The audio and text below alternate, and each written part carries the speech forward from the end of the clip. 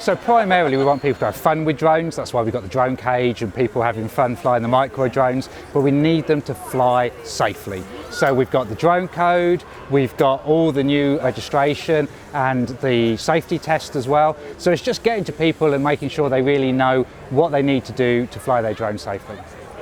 So we've been to drone events, we've been to commercial drone shows, consumer drone shows, but we need to educate much wider than that, drone users from all over the country. This is a huge audience here, they're into aviation, loads of them have got drones, so it's a big opportunity to get to a much wider audience at Duxford here today.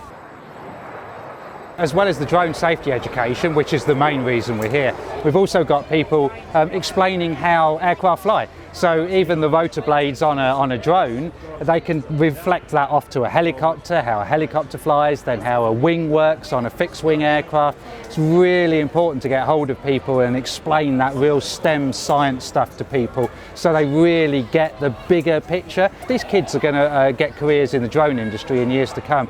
They need to know more than just this is a drone. They need to know how a drone works, how it flies, and the whole aviation environment that drones work in.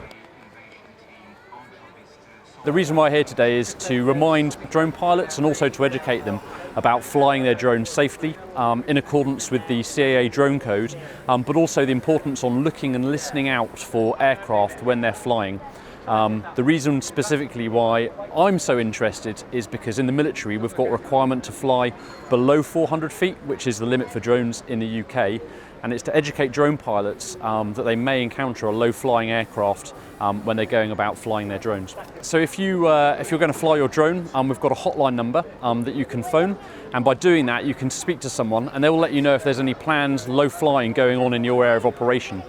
The other thing that they will do is they will create an alert on some military software, and then that information will go to the crews of low-flying aircraft to inform them that there is drone flying going on in an area.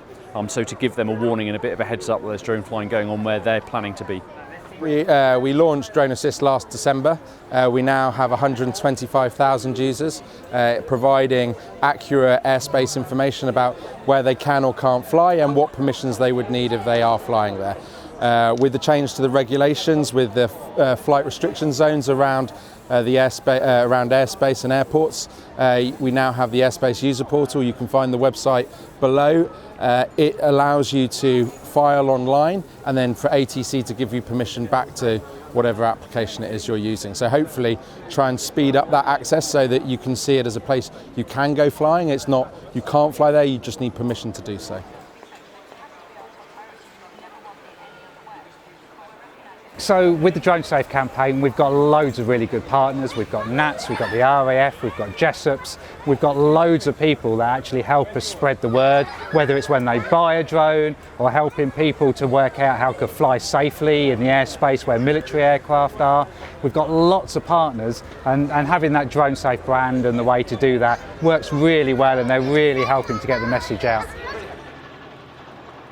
As the aircraft moves out to our left, you'll surely see that pull up to conduct a pedal turn.